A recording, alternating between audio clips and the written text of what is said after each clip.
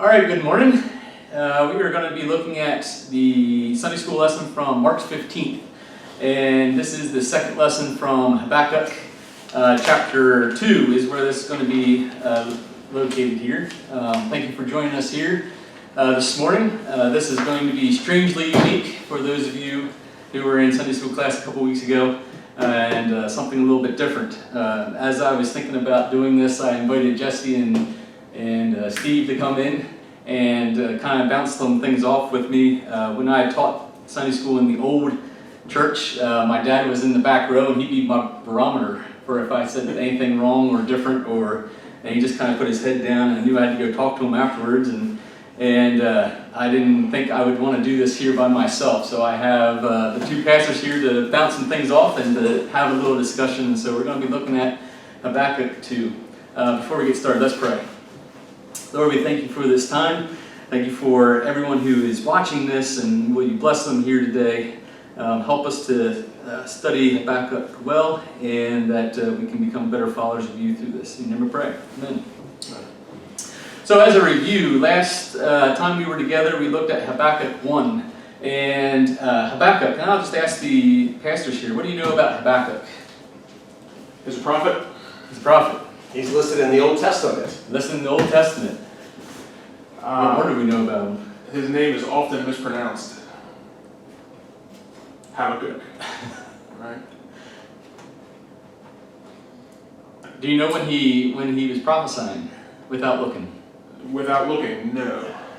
Wasn't it during the times of Jeremiah? Yeah, so Habakkuk and Jeremiah are seen kind of as contemporaries. Yep. Yes. Yep. Mm-hmm. And so what's happening in the world of Israel at that time? Oh, well, during the time, I know about Jeremiah. During his prophecy, he was warning the people of Israel to repent and turn from their sinful ways, because God was going to bring judgment. Mm-hmm. And it was going to be a painful and severe judgment. Mm-hmm. And Jeremiah did a number of creative things to help people understand that they were doing lots of things that were not pleasing to God. And so he tried to get the word out, but unfortunately, no one listened. Mm-hmm. It would have been really tough to have a ministry where no one listened. It wouldn't look very successful in today's world, because he prophesied for a number of years. Mm-hmm. And no one listened. And I know Habakkuk was part of that. Mm-hmm. Now, I don't remember if he was prophesying to the tribes, like to Judah or to Israel. That I don't remember what specifically Habakkuk was doing. Well, I can answer that for you. Good. Judah. You're the teacher. I'm the teacher. He was prophesying to Judah. Okay. Israel, I believe, was captured at the time, and Judah was not captured, still their own independent country, but judgment was coming with that. So good, yes. During the time of Jeremiah, King Josiah, if you remember from a couple weeks ago, King Josiah was a good king. He became king when he was 8, and ruled for a good number of years, and he was the one that found the book of the law and brought back the kingdom back to God. His son, on the other hand, was bad, King Jehoiakim, and that's when Habakkuk was prophesying. So last week we talked about Habakkuk having two complaints, and the first complaint was that Judah and the leaders of Judah at the time were doing bad things and weren't getting caught for it, and there was no repercussions. And Habakkuk was talking to God and saying, this is not right. So God answers and says, okay, I'm going to have the Babylonians come in and take them over. And Habakkuk has a second complaint saying, whoa, why are you bringing this even more repulsive people to come and take over Judah? And so that's where we ended up last time. So today's lesson comes from Habakkuk 2. And so I'm going to read the first part. Our lesson text comes from verse 6, and it goes to verse 14, I believe, verse 14.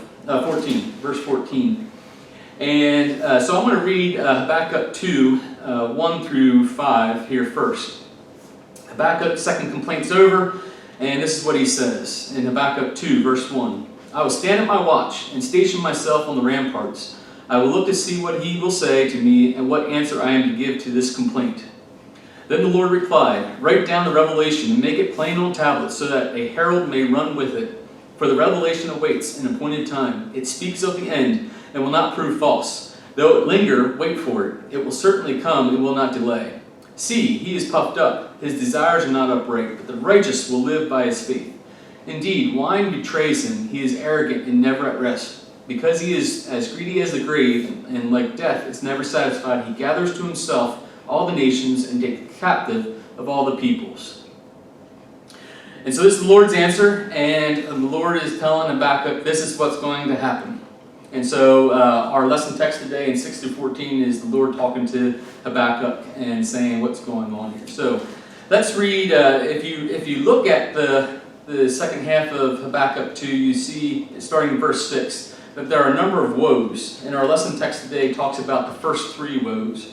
And that's what our lesson's about. It's the consequences for injustice. And the Lord is talking to Habakkuk and saying, I heard your complaint. This is what's going to happen to the Babylonians. And so what we're going to do is we're going to look at these individual woes one at a time and see if there's anything that we can pull from it for us here. So we'll start in verse 6. Verse 6 to verse 8. Will not all of them taunt him with ridicule and scorn, saying, woe to him who piles up stolen goods and makes himself wealthy by extortion. How long must this go on? Will not your debtors suddenly arise? Will they not wake up and make you tremble? Then you will become their victim. Because you have plundered many nations, the peoples who are left will plunder you. For you have shed men's blood. You have destroyed lands and cities and everyone in them. So we've got 2 people here that the Lord is saying, right? It says, will not all of them taunt him? So we have them and we have him. So him is referring to the Babylonian Empire, and them is the nations and peoples who are the victims of the Babylonians. So as we go through that, that's who is doing, or who these 2 people are. And it says there, taunt him. So what's taunting? Ha ha. Na na na na na. Yeah. Do you like taunting? Making I like fun. to taunt. I don't like to be taunted. Yeah. Yeah. Yes. Making fun of other people. Making fun, yes. Trash talk. Trash talking. Yeah. Exactly, trash talk. And that's what the Lord's going to say here. The people that have been victimized by the Babylonians are going to taunt the Babylonians with ridicule and scorn. Going on here. Piles up stolen goods. The Babylonians became rich when they stole the wealth of conquered people. So woe to him who piles up these stolen goods, makes himself wealthy by extortion. Extortion is a big word. What's extortion? Collecting money, so threatening someone, and then if they don't follow through and give you what you want, then you will hurt them or you will punish them. Mm-hmm. Yeah, That's extortion. It's kind of funny that we're looking at this today because I stole all Steve's toilet paper last night, I see. and I'm selling it on eBay right now for $16 You a heard roll. it. Yeah. $16 a roll. But I mean, there's been articles of people who have bought toilet paper, disinfecting wipes, and they stockpiled it, and now they're selling it for exorbitant prices. And it's Are they selling it? I don't know if you saw the one guy they're they're trying to sell it. But yeah, but they got shut down. There's a lot of people by Amazon. Yes. So, yeah. but they were doing exactly what verse 6 is talking about. Right, They're right, trying right. to get wealthy off of extorting the big prices off of stuff that Taking advantage of it. Extortion is someone who has an advantage, taking advantage of the weaker. Yeah. absolutely. And also, Sometimes we call that capitalism and say, well, the market, but really It's a little more than that. It's more than that. Yeah. A lot of times, there's a violence component to it as well of that threatening, right?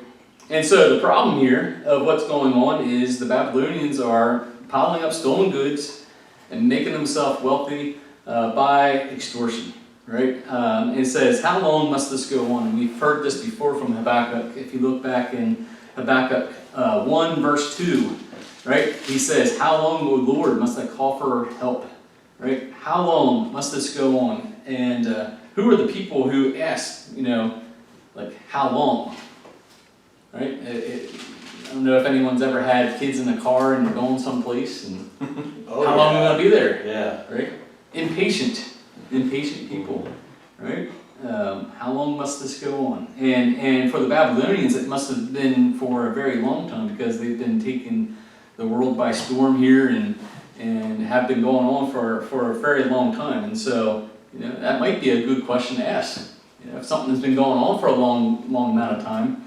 I think one of the questions we asked last week is, how long do you wait? How long do you wait before you say something? How long do you be patient before you ask for help? I think that's what we looked at in Habakkuk 1. How long do you wait? And so how long must this go on? We see the problem here. The first woe. Woe, that's another word that we need to define. What's woe mean?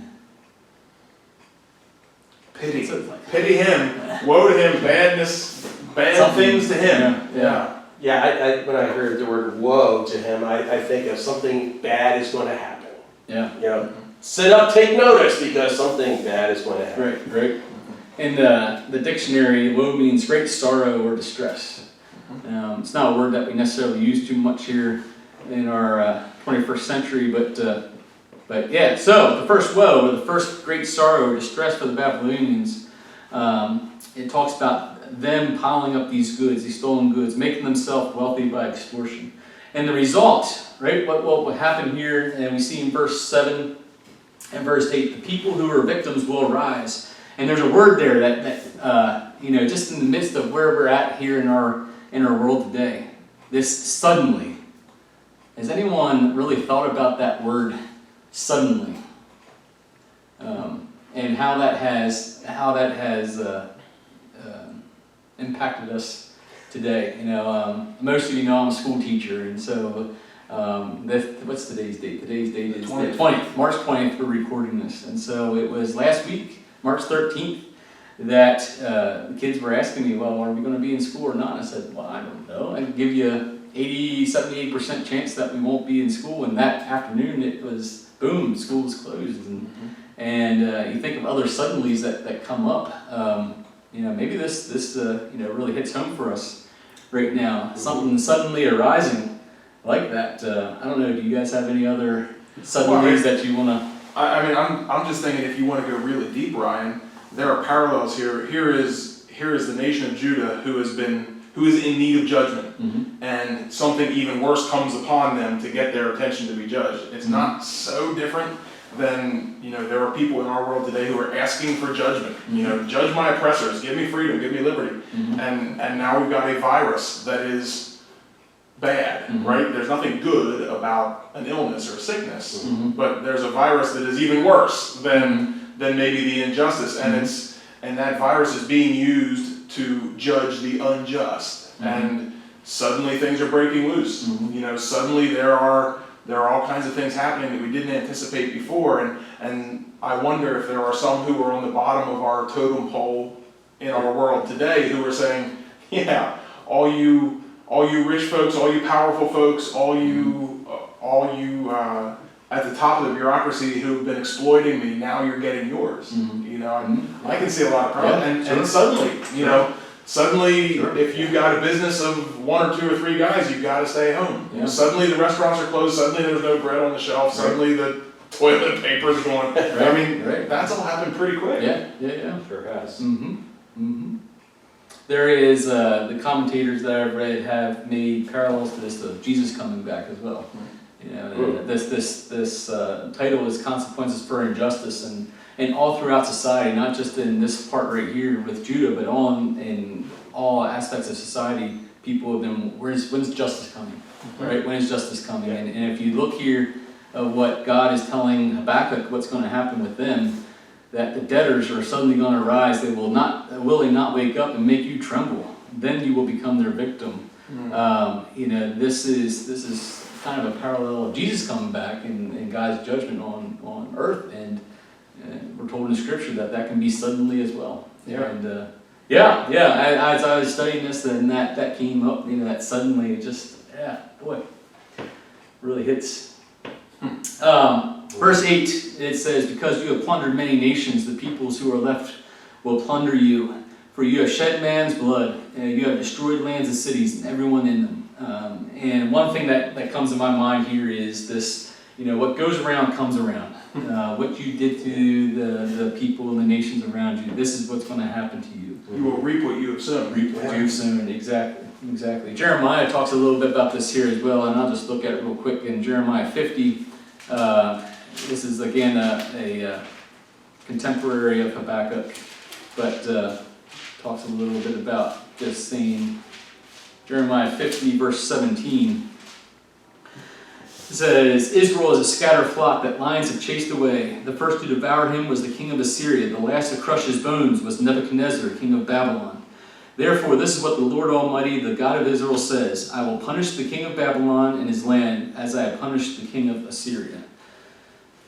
And that talks to this verse 8, that this is what's going to happen, that God's going to come back and restore the nations, restore Israel and Judah, and it's not going to be Babylonians going around and taking people.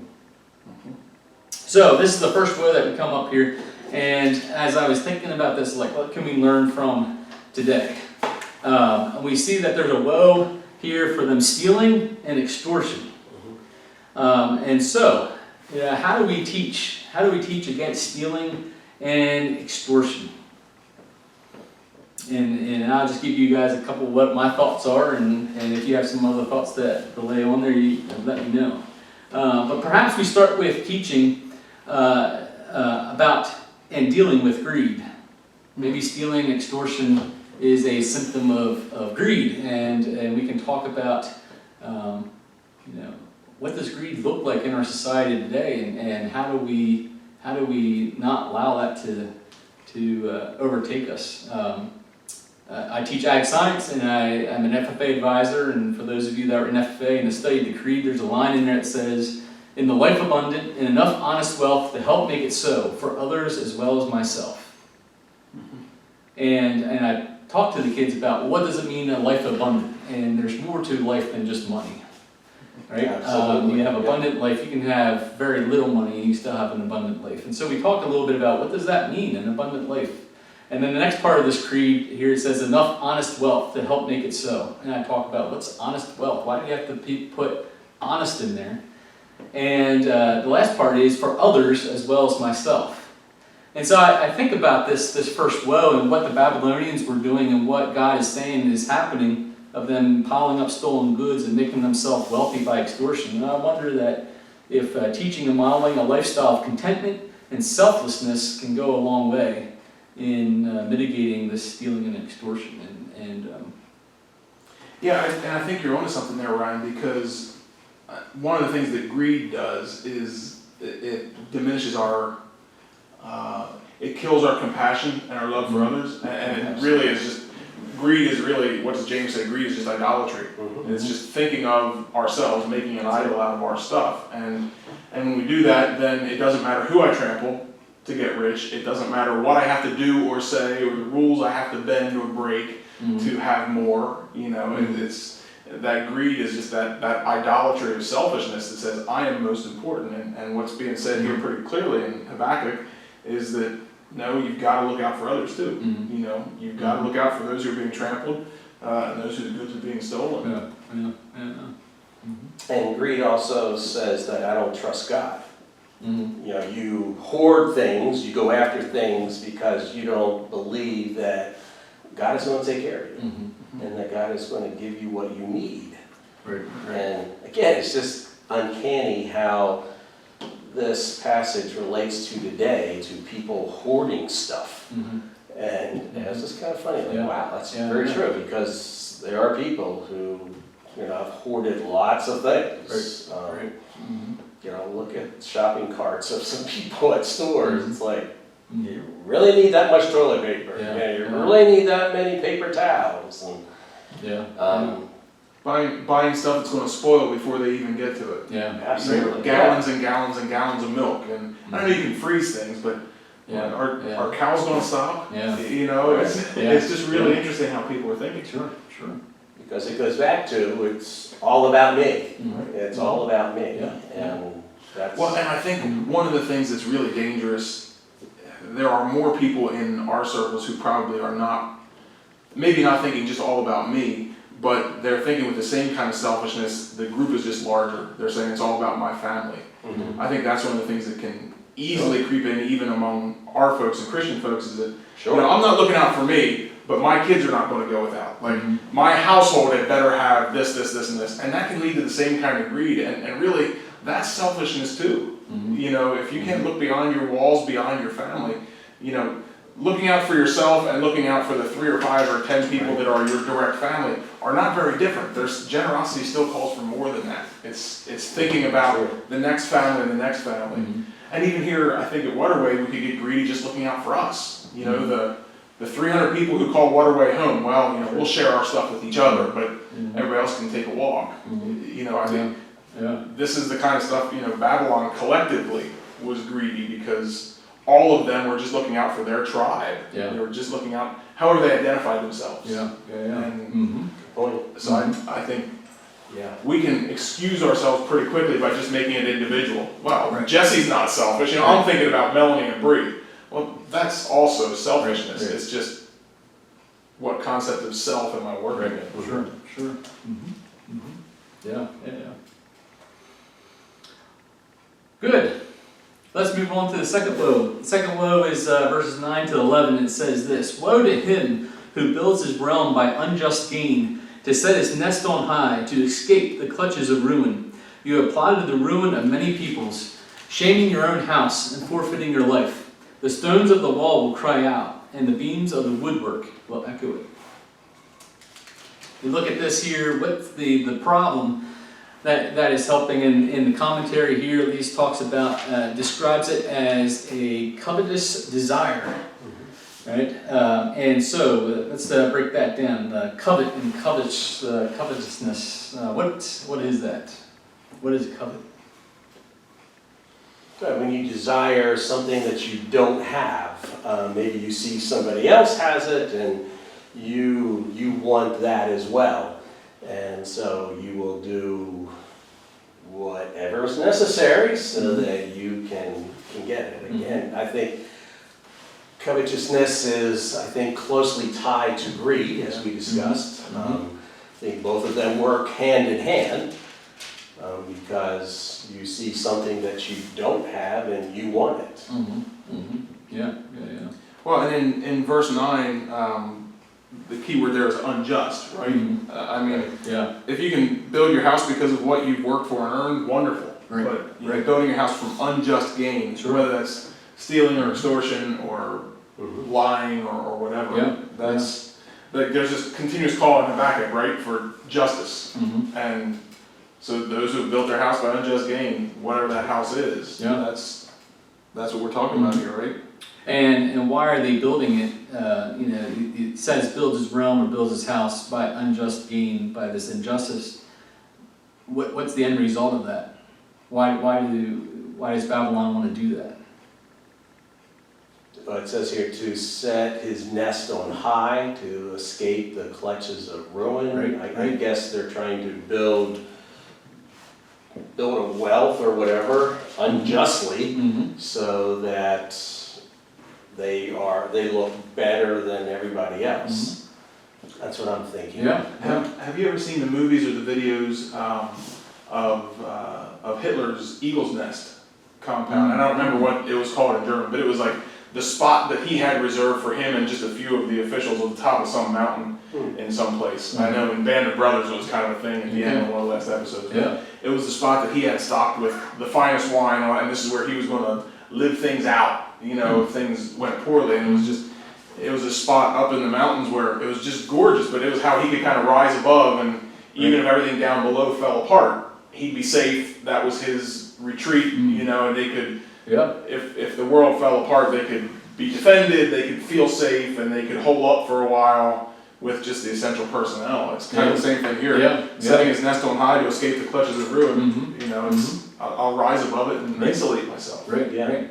And protect myself. Right. From things that may come and From take, all the people take I've away. exploited who Yeah. might be mad at Exactly. me, Right. exactly.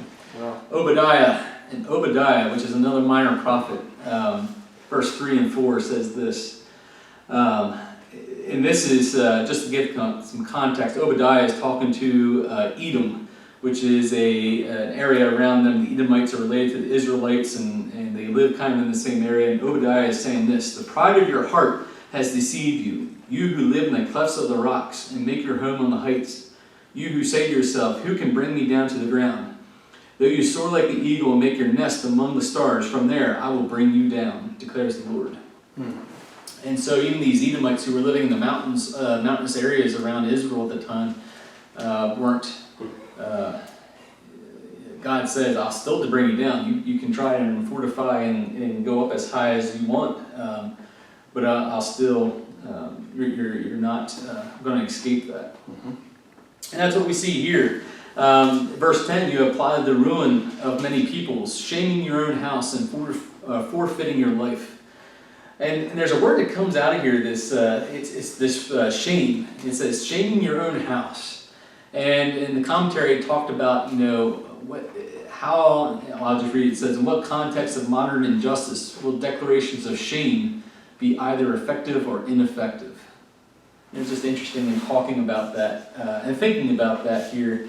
God is saying that shame's going to be coming on to the house of the Babylonians, and I believe that your honor and not shaming your name and your life back in that time was a lot more had a lot more teeth to it than maybe today with that.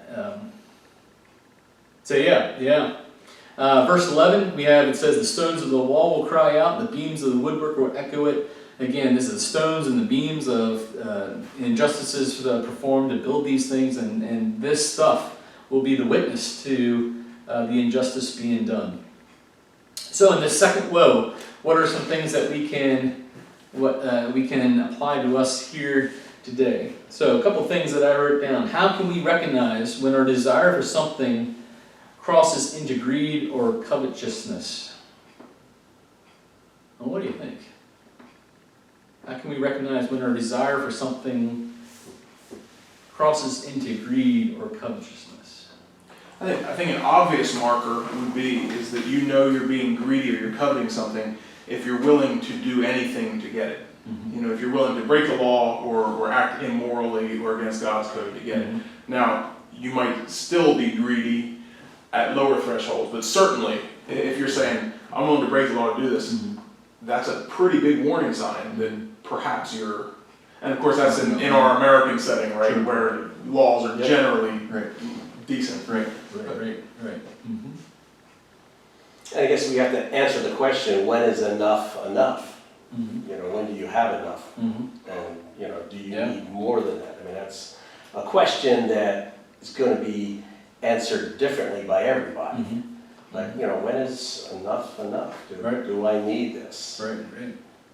Well, I think part of the covetousness, are you coveting or are you being greedy? I think you have to ask yourself, what are you going to use this for or spend this on? Sure. Is it what are your intentions with this stuff that you're getting? Is it to try to isolate yourself to make yourself feel safe? Is it just to get more stuff for yourself, or do you have a benevolent intention? And I think that's another piece to say: is this greed, or am I just working hard so that I can have money to promote the kingdom? I think that can help to discern. For sure. In when you say that, the word covet, I don't know if the NIV uses covet in the Ten Commandments or not. I'd have to look back. Thou shalt not covet.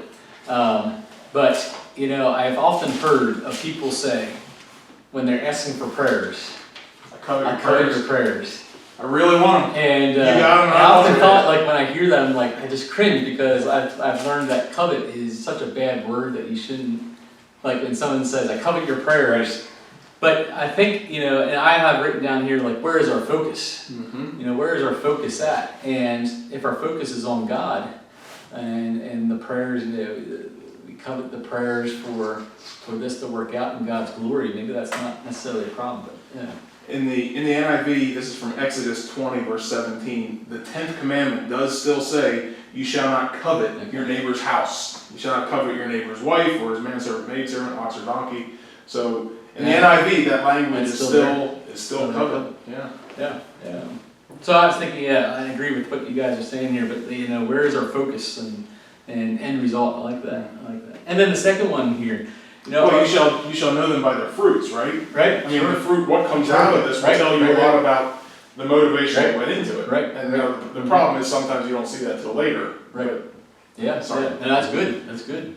The second thing here is, are we trying to build things up to escape potential threats? Are we putting too much stake into worldly things? Where is the line between being prepared and having faith that God will take care of us? With this here as well, and again, this whole thing. Oh my goodness, it's just. Yeah. I mean, how many have had, and you at home too, like, have discussions in your head, like, what do I need to do? What do I need to do?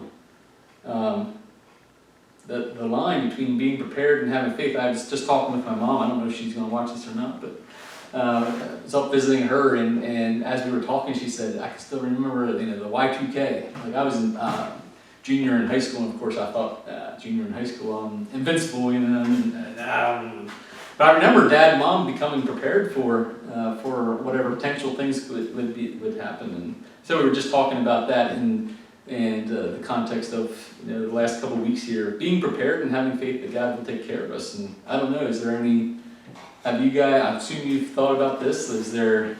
As we look at this, it says, woe to whom it builds his realm by, and this is unjust gain, to set his nest on high and escape the clutches of ruin, and we're talking about injustice, but, as we look at it, where is that line for us being prepared versus?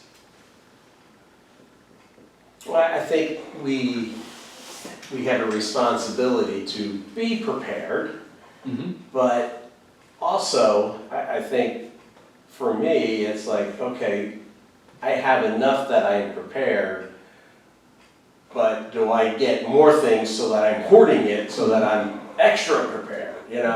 So what's extra prepared? Yeah, how much extra do you need to be? Exactly right. Yeah. Exactly right. And that's what I had to think through. When I go out shopping, it's like, okay, I bought 2 boxes of red roast tea. Is that hoarding red roast tea? Now there was plenty on the shelf there, but it's like, what happens if we get quarantined in our houses? You'd have to drink coffee or water, Steve. I don't know. It's gonna be tough. But it's just like, okay, where is that point? And I think it's a personal decision. Where's that point of, okay, I have enough, I'm prepared, and okay, I'm going to buy this yet, and that's hoarding. So, I think that's what you have to work through. Right. Sure. I was talking to some smart people this morning, and one of those people, you may see one of these interviews pop up on our YouTube channel, but one of those people said that, and Pastor Merv Charles said that one of the things he tells his church often, and I might butcher this a bit, but he said, tells them to walk in wisdom and not out of paranoia. And I think there's wisdom of our experience and understanding the past. We know that in the summer it's good to prepare for winter because all this food's not going to keep growing. We know that there are patterns and cycles that we need to be ready for, right? Prepare, but if you are, that's wisdom. But paranoia or fear is saying, well, what if spring never comes again? What is there any sign that that's legitimate? That's working out of fear, trying to protect yourself from something that you were never prepared for, because that fear is, well, what if winter never comes, or what if the COVID-19 virus doesn't go away? Okay, I'm prepared for April, but what about September? Well, then you never have enough if you're afraid. Right. But if you can act out of wisdom, well, then you can simply prepare. And so I ask people as they're saving, as they're buying, as they're spending, okay, are you preparing wisely, or are you putting this together only out of a fear that drives you to all kinds of irrational places? I think, again, take your own temperature, right? Yeah, absolutely. See where your heart is. Yeah, absolutely. And that's a minute by minute decision as you're buying things, doing things. But I like that, Jesse, because if we're operating out of fear, we can't be operating out of trust. I mean, they're not; those two are not compatible. And if you're hoarding or building up your kingdom out of fear, you will never be content in it. That's why I think the stones of the wall will cry out, the beams of the woodwork will echo it. No matter how big of a fortress or house or castle you build, no matter how high your eagle's nest, if it's built out of fear, you will never be at peace there. Exactly. Even though the stones will cry out, the beams of the woodwork, you will not be able to rest, because fear is never quenched. Right. Unless you lay it down. And so I think this is the way Habakkuk describes this is really a pretty good picture. Good. Let's go to the third woe. And the last one here in our lesson today. The third woe starts here at verse 12. Woe to him who builds a city with bloodshed and establishes a town by crime. Has not the Lord Almighty determined that the people's labor is only fuel for the fire, that the nations exhaust themselves for nothing? For the earth will be filled with the knowledge of the glory of the Lord as the waters cover the sea. So we see a problem here, and the problem is that the Babylonians have been going around building cities and towns off the backs of those that they enslaved. And there's this distress that's kind of come to them because of that. He builds a city with bloodshed, establishes a town by crime.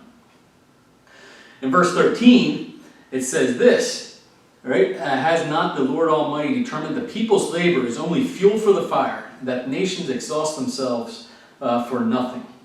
All right? All this that the Babylonians are going to build up, it's all going to go away. God has determined it, that their labor, that it's just fuel for the fire, that they exhaust themselves for nothing. And to be clear, verse 13 is directly connected to verse 12, right? He's not saying that nobody should ever labor or that a nation should never work, but basically, if you're doing it with bloodshed and by crime, that's when it's a problem. Right. I agree with you on that. Okay. Yeah, they're slaves. I mean, they become slaves, and Yeah. For sure, and the injustice that comes about, that Habakkuk cries out, and the whole world knows about these injustices right now. And what God is saying is, you look at the Babylonians. I think one of the 7 ancient wonders of the world were the Hanging Gardens of Babylon, right? All that they've done is going to go away, and I believe it is away. I don't think it's there anymore. And so you're right. It's tied to verse 12, that this injustice that had come about, that God's going to bring it down to ruin. And then verse 14 here is that the destruction of Babylon will mean that the glory and honor for the Lord, right? For the earth will be filled with the knowledge of the glory of the Lord as the water covers the sea. So what can we learn here? All right, what are we building towards? That's one thing I thought about this here, and what are we building towards? Is our labor going to something that will perish or something that will last forever? And I think Jesus talks about that oftentimes, right? Where your treasure is, there your heart will be also. And are we building towards things that are going to, not saying that we're doing it unjustly or whatever, but building things that here on earth that are eventually going to crumble and be destroyed, or are we building up things that are going to last forever? And as I was thinking about this, I got thinking about the Enola Low-Grade Railway. You know the Enola Low-Grade Railway? absolutely. Do you ride that often? No, Okay. but I have. I'm very familiar. Oh yeah, with you're it. a training guy. Right? That's right. Why did they build the Enola Low-Grade Railway? Well, What's a little history of it? Well, it was to get freight into Philadelphia, and the low grade is that there was no more than a 3% uphill 1%. grade. 1%? I think so. Okay, it was a Very low. extremely low percentage grade for the freight engines, so they could have longer freight engines Right. or freight trains. Right. So yeah. And if I understand the history of it too, the railroad that goes, the Amtrak uses now from, let's say, Parksburg to Lancaster to Harrisburg, the freight trains were clogging that up, and so they wanted to make another path for these things to go. And so it starts in Ackland. The low grade starts in Ackland and goes over the river and then up. And so I pass under it or over it oftentimes, and I just look at it and just look at how much labor was put into building that, and the beautiful arches and bridges, and I think people in Quarryville are happy that it's gone because you don't have that one lane tunnel anymore, going through there, and it was built in 1900, early 1900s. The last train I think was in late 80s. And you see what is it now? It's a glorified walkway, right? Trail, which is good. It's being used for something, but you look at people who labored to put this thing together and the beauty of the arches and all this other stuff, and it's not being used. And I think we have lots of those types of things here that we can think about. What are we building towards? Are we building toward things that are going to perish? Are we going to build toward things that are going to last forever? And I think that's one thing that we can pull from this woe here of this injustice of building towns and cities and learning that God's just going to destroy them for us. Obviously, if we do things unjustly, that they're going to not glorify God, and then we're going to be exposed and all that. But even if we do things in the right way, are we building things that are going to last forever, or are we just building things that are going to be perishing? When I looked at this, I think they're building things for their own glory, so they look good. Oh, look what I did, or look what we did as a nation. And again, I think what the focus was it was all about them. Yeah. It was all about them. Right. Mm-hmm. Where God said, you know what? The earth's going to be filled with the knowledge and glory of the Lord in the end. Right. So. And that's the last thing here that I think that we can pull from this, at least this third woe, is that God will make right all the injustices and He will be glorified. Right? So whatever the injustice is happening, we have this promise that God's going to be glorified through it when He makes it right. Mm-hmm. What a day that will be, man. That's exactly right. When all the injustices are righted and Yeah. the glory of the Lord is on the earth. Yeah. When justice rolls down like a river. Right. Absolutely. And so that brings us to our conclusion here, right? So a couple things that we can come back from or think about, maybe work on, or whatever we need to be doing. I believe that we need to be working against injustices that we encounter as the Lord reveals and allows us to do. At the same time, we need to realize that some justice will not come through us, but through the Lord. And I think that's hard for us. We see injustices happening in the world, and it comes back to this: how long? How long will this go on? How long do I need to wait? Yeah. And I think we're all getting a lesson in waiting right now at home and other places, and not knowing the end point. And I think that's, as we were talking earlier, that's kind of the thing that's really stirring in us, is that when is this end point? And God's justice, oftentimes in Scripture, God says, let room for my wrath, it's going to happen. And for us, we may just, I'm not saying we shouldn't be working against injustices that we see and that are in our power to take care of and to work towards, but we need to realize that all this injustice is not going to just go away. It's God's going to do it in His own timing, and some of that won't be done until Jesus comes back. And then I want to leave us with Habakkuk's response here too. So Habakkuk's only 3 chapters. Next week, I believe we're in Micah. And so Habakkuk 3, in my Bible, the heading says Habakkuk's prayer. He hears what God's saying, and I'm just going to read the last 3 verses, or 16 to 19. In Habakkuk 3, it says this: I heard and my heart pounded, my lips quivered at the sound. Decay crept into my bones and my legs trembled. Yet I will wait patiently for the day of calamity to come on the nation invading us. Though the fig tree does not bud and there are no grapes on the vines, though the olive crop fails and the fields produce no food, though there are no sheep in the pen and no cattle in the stalls, yet I will rejoice in the Lord. I will be joyful in God my Savior. The sovereign Lord is my strength. He makes my feet like the feet of a deer. He enables me to go on the heights. And this is Habakkuk's response. He sees us coming. He knows that this is going to change life for him. You can hear that, right? Lips quivered, decay crept in my bones, my legs trembled, and he still says, I will wait patiently for the day. I will rejoice in the Lord. I will be joyful in God my Savior. And I think that's an encouragement we can get from Habakkuk.